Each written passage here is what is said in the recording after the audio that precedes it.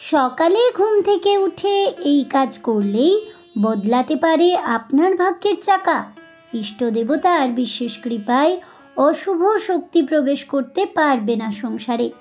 বাধা বিপত্তি কাটিয়ে জীবনে চলার পথে সাফল্য আসবে আপনার হাতের মুঠোয়। ঘুম ভাঙার পর ঠিক কী কী নিয়ম পালন করবেন রোজ, চলুন জেনে নেওয়া যাক শাস্ত্রের সেই নিয়ম আমার আজকের এই ছোট্ট ভিডিও থেকে। নমস্কার বন্ধুরা, অজানার পথের নতুন পর্বে আপনাদের সকলকে স্বাগত জানাই।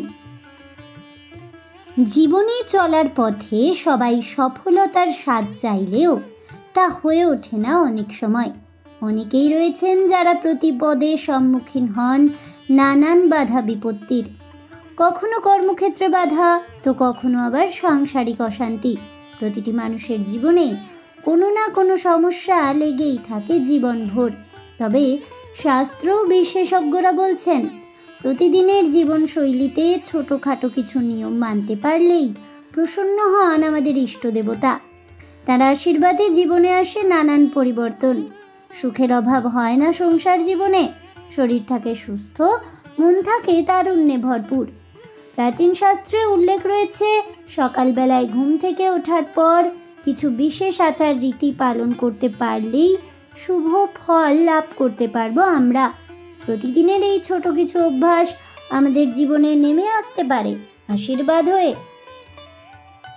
সুখী ও সমৃদ্ধ জীবনযাপন করার নানান উপায়ের উল্লেখ রয়েছে আমাদের প্রাচীন হিন্দু শাস্ত্রে। প্রতিদিন সকালে নির্দিষ্ট কিছু মন্ত্র জপ করলেই প্রশান্তি বিরাজ করে মনে। এই মন্ত্রগুলো এতটাই শক্তিশালী যে প্রতিদিন নিষ্ঠা ভরে জপ করতে পারলেই প্রশস্ত হতে পারে সাফল্যের পথ। মন্ত্রের মাধ্যমে বাড়িতে প্রবেশ করে ইতিবাচক শক্তি। সকালবেলা ঘুম থেকে ওঠার ঠিক পরেই কি কি নিয়ম পালন করার উল্লেখ রয়েছে শাস্ত্রে, চলুন জেনে নেওয়া যাক। সকালে ঘুম থেকে ওঠার পর নিজের হাতের তালু দেখুন প্রথমেই। 2. একসাথে জুড়ে জপ করুন এই মন্ত্র। দুহাত জোড়া করে মন্ত্র জপ করলেই পাবেন সঠিক ফলাফল। কি সেই মন্ত্র, জেনে নিন। করাগ্রে বসতে লক্ষ্মী, করমধ্যে সরস্বতী, করমূলে তু গোবিন্দায়, প্রভাতে কর দর্শনম। অথবা মন্ত্রটি অন্য জায়গায় কিছুটা এরকম আছে, করাগ্রে বসতে লক্ষ্মী, করমধ্যে সরস্বতী, করমূলে স্থিত ব্রহ্মা, প্রভাতে কর দর্শনম। প্রতিদিন বিশ্বাসের সাথে এই নিয়ম পালন করলেই লাভ করবেন ধনদেবী মা লক্ষ্মী, বিদ্যার দেবী মা সরস্বতী ও প্রজাপতি ব্রহ্মা অথবা পরম পুরুষ ভগবান শ্রী বিষ্ণুর আশীর্বাদ। ঘুম ভাঙার পর বিছানা থেকে সরাসরি পা রাখবেন না মেঝেতে। বিছানায় বসে করজোড়ে প্রণাম করতে হবে ভূমিকে। এই ভূমি আমাদের ওজন বহন করে, সেই কারণেই মেঝেতে পা দেওয়ার আগে ভূমিকে প্রণাম করে জপ করুন এই মন্ত্র।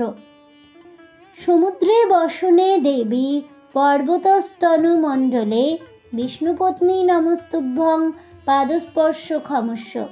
শাস্ত্রমতে সকালে ঘুম থেকে ওঠার পর গায়ত্রী মন্ত্র জপ করলে ত্বরান্বিত হবে সাফল্যের পথ।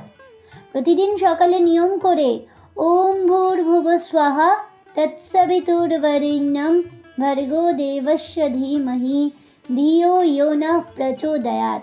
এই মন্ত্রটি জপ করতে পারলে একাগ্রতা বৃদ্ধি পাবে কাজে।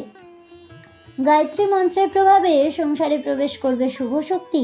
সকালবেলা অফিস কিংবা কাজে বের হওয়ার আগেই এই বিশেষ মন্ত্র জপ করার নিদান দিচ্ছে হিন্দু শাস্ত্র। এই মন্ত্রের মাধ্যমে আপনার উপর নেমে আসতে পারে স্বয়ং দেবী দুর্গার আশীর্বাদ। সফলতায় ভরে উঠবে আপনার জীবন।